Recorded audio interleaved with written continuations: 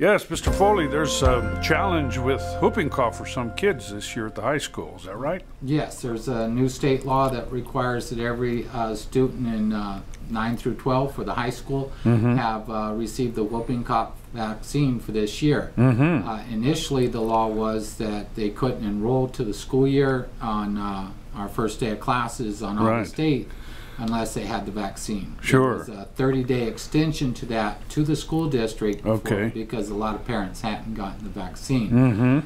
That extension ends the 6th of September, which means if the student doesn't have verification on file in the office that they've received the Tdap or the whooping cough vaccine, they will not be allowed to attend school on the 7th. It's Friday afternoon, August 26, 2011, and Congressman Kevin McCarthy is supposed to give a press conference here in BA Systems at 2 o'clock today. Give you a quick update on where we are.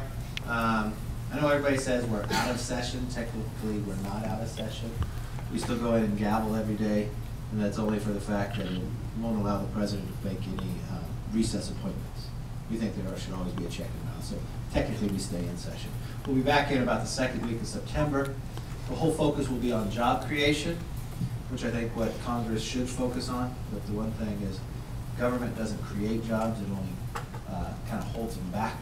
And so our focus is going to be mainly on how do we unshackle. From my belief and from every matrix that I've seen and from my own life experience, small businesses are where jobs are created. This has been the fastest expansion of government during the Obama administration since World War II. So government expanded faster. Now there's enough blame on all sides. Republicans increased government too. They just did it incrementally. So there's blame on their side as well. But this has been a faster increase. Discretionary spending in his 3 years went up 84%. Nobody's business has gone that. And then the other challenge is what you have is entitlements. 10,000 people a day meet the requirement for Medicare, Social Security, or Medicaid. If you meet those requirements, you get it. Now, that is an expansion in money, but if you haven't done something to make sure they will still be there, those entitlements, you've got real problems. Every year we ignore doing anything about the entitlements, you're guaranteeing one, it won't be there, but what else is you're adding $11 trillion to the unfunded. What I believe the next election is going to be about is the size and scope of how much government we want, and the size and scope of what we want in the private sector. I firmly stand on my principles that I think government should be small, that you should unshackle the private sector and let it grow. You can't assume the best days of America are behind you. You have to analyze it. Yes, we can be bigger and we can be better. But we have had these challenges before, and we've always better. I don't strive to have one bill say this is the job bill that's going to save it. America thinks short term. We need to start thinking long term. Think generationally. And what's going to make us generationally? Let's take every country we compete with and let's at least give ourselves a level playing field. You need this country to not sit back and think government needs to eliminate risk. Like his name in April. Yeah, this year.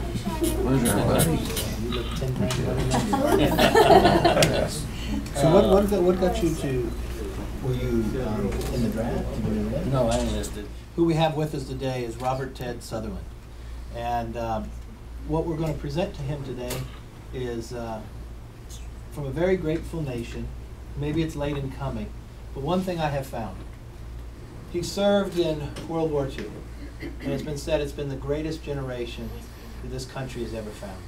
The thing that I find is, you look at the number of medals that he has earned. Never did he ask for them. And every time when I go and sit down with a World War II veteran and I say, well, why didn't you get this? He said, I just did what needed to be done. I didn't do it for the medal, I did it for my country. And on behalf of everyone here, and it's such a grateful nation, I just want to tell you thank you. He was just telling me the story that he was on a motorcycle out in Calico doing donuts when it came across the news that we went to war. And you know what he did? He went and enlisted. The nation needed him, and he came to the call. and he served honorably, proudly. You were in the Navy, the first class carpenter. Yes. Served as a firefighter. Served in the South Pacific, stationed on the USS Eastland. Eastland shot down 5 Japanese airplanes near Okinawa and had a near miss with a kamikaze. I'd like to present to you a few of these medals. First, the Asiatic Pacific Campaign Medal. This is a good sign whenever you get this one. The Navy Good Conduct Medal. My kids dispute that. We've heard stories. He forged that. We're glad records were lost on this. Yeah. Here's the Navy Occupation Service Medal with the Asian clasp as well for his service. We have the American Campaign Medal, Combat Action, and the one that always gives me the greatest pride, the World War II Victory Medal. Mm-hmm. Had he not come to the call of duty like others with you, we don't know if we ever would have had this medal. I'm proud to be here and be in the shape I'm in, and to have so many people that showed up. I'm overwhelmed, believe me. So many of my friends are here. I never knew I had so many friends till I had my 90th birthday party, and they outgrew one hall and had to go to another bigger one. It turned out to be great. I had more people at that than they did at the celebration for California cities, but a 45th. 45th anniversary. So, I'm very honored. Asiatic Pacific Campaign on the far left, Navy Good Conduct Medal, World War II Victory Medal, Navy Occupation Service Medal with Asia Clasp, American Campaign Medal, Discharge Button, Combat Action Ribbon, Honorable Service Lapel Pin. My dad had found out that Ted had earned all these medals and had never been, awarded them. Sure, sure. So immediately just called Kevin's office, and of course then they did what they needed to do all the verification. Sure. We really wanted to have this happen for his 90th birthday. Oh yeah, I'd say. But just couldn't get it all put together. But regardless of when it happened, it's pretty awesome. I went in as a third class. Third class carpenter's mate. Okay. Because you knew something about carpentry, or? I've been a carpenter before. Oh, okay. And I had carpenters with my dad, he's stripping nails and all that stuff. Sure. Right. And then we went to San Pedro. And we unstepped the sailing ship. And they were making it into a pilot ship.